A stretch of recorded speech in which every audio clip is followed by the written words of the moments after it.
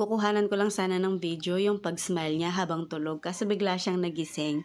Morning nap niya nga pala ito. Nagising na siya kanina kaso tinapik-tapik ko lang, natulog siya ulit. O di ba ang ganda ng smile niya kasi maganda yung tulog niya. Pag nagigising siya, hindi ko agad binubuhat, hindi ko agad tinatayo. Inaayan ko muna magmuni-muni, mag-stretch. Tapos ayan, naghaharutan na din kami. Nung nagpapatayo na si baby, nagluto na ako ng lunch namin. Ginisang munggo nga pala yung aming ulam for today. Ayan, syempre paborito. Habang si Mister naman ay nag-aalaga kay baby. Paborito niya tong upuan na to. Kahit nasaan siya talagang magpapaupo siya dito. Niready ko na din yung ipapakain ko sa kanyang avocado. Yes, avocado po yung ipapakain namin ngayon. Actually, pinabili ko lang to kay mama.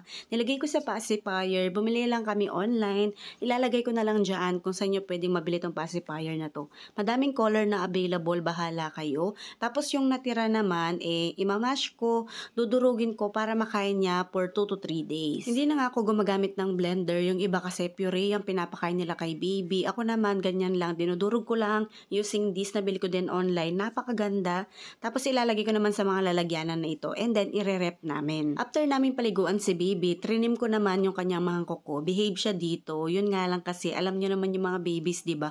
Short lang yung kanilang attention span. Kaya ayan, nung bandang huli na, kung kailan patapos na ako, doon naman siya nagdabog-dabog na ganyan na nagpapatayo na. Pwedeng ibigay kay baby itong mga fruits na to na medyo malamig. Huwag kayong mag-alala, hindi naman sila sisipunin or uubuhin. Hindi naman kasi dahil yon sa malamig na pagkain. Pwede ding ilagay sa freezer kung nagngingipin na si baby. Maganda daw yon, lalong-lalo na kung masakit or namamagay yung kanilang mga gilagid. First time namin pakainin si baby ng avocado. Pero as you can see, di ba nagustuhan naman niya. Trinay ko din yung avocado. Kahit hindi mo lagyan ng gatas, masarap siya. Yes, pure avocado lang yang nandyan sa pacifier niya. Pero gustong gusto naman niya. Yung avocado na nilagay ko sa pacifier niya, hindi ko na dinurog. Ginayan ko na si baby na magdurog. Actually, yung butas ng pacifier na to, sobrang liliit kaya hindi din naman mabubilaukan or hindi din naman machuchok si baby kapag kinain niya. 6 months and 3 weeks si baby nung pinakain ko siya ng avocado. Pero more on gulay kami. Hindi ko siya masyadong pinapakain ng mga prutas na matatamis kasi baka ayawan niya yung mga gulay. Kapag first time kakainin ni baby isang prutas o kaya naman yung isang gulay, pinapakain ko ng 3 to 4 days sunod-sunod